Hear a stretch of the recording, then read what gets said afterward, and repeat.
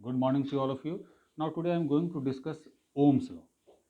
इससे पहले we all know that we have already discussed about what? Potential difference, electric potential, resistance, है ना? Factor on which resistance depends, है ना? किसका रेजिस्टेंस ज़्यादा होगा, किस पे कम होगा, ये completely depend on the number of electrons. Yes और नो? तो अब चलते हैं बेटा ओम्स लॉ पे. ठीक है. सपोज करते हैं कि ए बी मेरा क्या है, कंडक्टर. इसको ऐड करते हैं बेटा सेल से, प्लस माइनस भी. सबको पता है कि करंट कैसे फ्लो होगा, जिधर से पॉजिटिव चार्ज फ्लो होता है. ठीक. अब ओम्स लॉ क्या है कि potential difference across ends of a conductor is directly proportional to a flow of current through that conductor. Yes, provided that the other physical condition or temperature remains constant. है ना. देखो अब लिखना ऐसे ही है जो एनसीईआरटी प्रॉब्लम है, class में भी आपको डिस्कस कर चुके थे, है ना. बहुत लोग इसको ऐसे लिख देते हैं कि current flows through conductor is directly proportional to potential difference. बहुत लोग रेशियो में लिख लेते हैं, लेकिन वैसे एकदम नहीं लिखना है. ठीक है. सिंपल वे में लिखे कि potential difference across a conductor is directly proportional to current flows through that conductor, है ना. This is Ohm's law. ठीक. अब सबको पता है कि प्रोपोर्शनलिटी साइन हटेगा तो क्या ऐड होता है, प्रोपोर्शनलिटी कांस्टेंट. तो v इक्वल टू क्या लिख दिया हम यहाँ पे, ये r मेरा क्या है, प्रोपोर्शनलिटी कांस्टेंट आर आई. अब इसी r को अब क्या बोलते हैं, दिस प्रोपोर्शनलिटी कांस्टेंट को known as resistance of a conductor. Yes ना.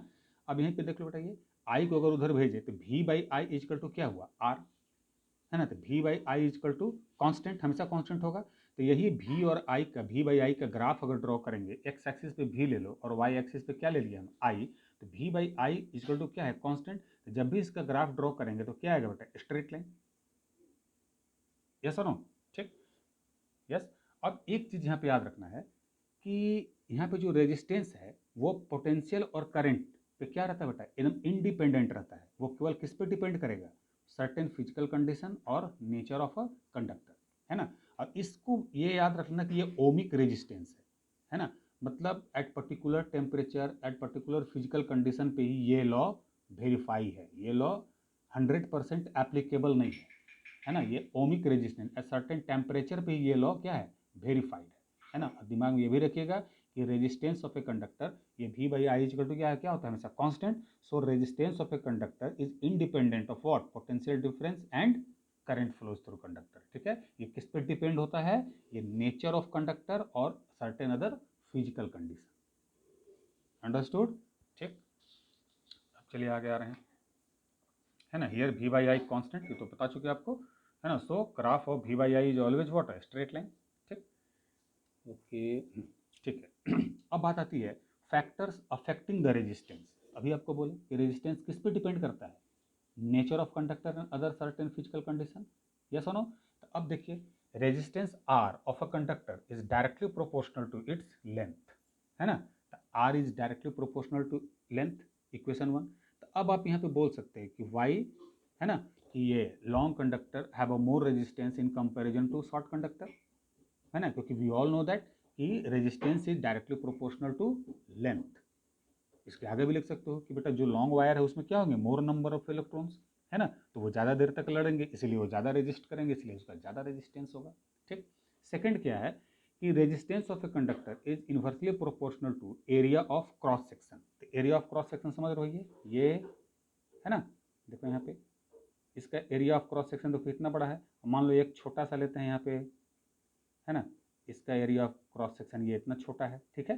तो ये इसका इन्वर्सली प्रोपोर्शनल, मतलब ज़्यादा एरिया बड़ा है क्रॉस सेक्शन एरिया, तो उसका रेजिस्टेंस क्या होगा, लेस. और छोटा एरिया क्रॉस सेक्शन है ये वाला, तो इसका रेजिस्टेंस क्या होगा, मोर, क्योंकि इन्वर्सली प्रोपोर्शनल है. ठीक. थर्ड है कि resistance R of a conductor also depends on the nature of material, है ना. कहाँ से कौन चीज़ आया हुआ है, कैसे आया हुआ है, उस पर भी डिपेंड करेगा, है ना. बताए थे आपको हम कि हम जो घर में ये इलेक्ट्रिकल अप्लायंसेस यूज करते हैं वो किस वायर का होता है, सिंपल एल्युमिनियम वायर या मैक्सिमम कॉपर वायर. गोल्ड तो लगाओगे नहीं बेटा, बहुत महंगा होता है. ठीक है ना. तो ये नेचर ऑफ मटेरियल. तो देखो जब हीटर, जो इलेक्ट्रिकल अप्लायंसेस हैं, है ना, और जो भी बेटा फ्रिज, है ना, ये सब चीज़ें, उसमें मैक्सिमम किस वायर का यूज होता है, नाइक्रोम वायर का. पहले से पढ़ चुके हो. तो नाइक्रोम वायर का रेजिस्टेंस जो होता है ना, वो 100 times 150 times more than aluminium and copper wire है, तो ये किस पे डिपेंड हुआ बेटा, ये नाइक्रोम का अलग अपना कहाँ से मटेरियल आया है, एल्युमिनियम किधर से आया है, वो अपने अपने मटेरियल पे डिपेंड है ना, नंबर ऑफ इलेक्ट्रॉन्स पे डिपेंड है कि किसी पॉइंट पे मान लो हो सकता है इस पे लाख्स ऑफ इलेक्ट्रॉन्स हो, तो हो सकता है नाइक्रोम पे बेटा बिलियंस ऑफ इलेक्ट्रॉन हो एक पॉइंट पे।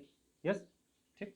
अब क्या करते हैं, ये दोनों को साथ साथ लो, तो R is proportional to, L numerator में है, ए डिनोमिनेटर में है, तो R is proportional to L by A, तो आर इज टू क्या लिख देंगे हम, rho L by A, proportionality हटा तो कांस्टेंट ऐड हुआ तो ये रो हुआ, तो रो को क्या बोलते हैं हम, रेसिस्टिविटी ऑफ ए कंडक्टर या रेसिस्टिविटी ऑफ अ मटेरियल, है ना। तो रेसिस्टिविटी को बेटा क्लास में बता चुके हैं इसका क्या यूनिट है, यहाँ से इसको चेंज कर सकते हो सबका यूनिट लिखकर, है ना। रेसिस्टिविटी किस पे डिपेंड करेगा, ये सब चीज़ हम लोग डिस्कस कर चुके हैं, यस और नो, यस। बट इसमें एक सबसे इंपॉर्टेंट चीज़ यही है कि अब जब भी ओम्स लॉ लिखना है ना, जब भी ओम्स लॉ लिखोगे बेटा तो V is proportional to I, एकदम अंडरस्टूड। बाकी कोई इधर साइड बुक है जो इतना सब इधर देखते हो यूट्यूब ये सब, ये कोई फॉलो नहीं करता है बेटा ना, लोग खुद से लिख देते हैं, है ना। स्टैंडर्ड ओम्स लॉ यही है, V is proportional to I, understood, okay, thank you.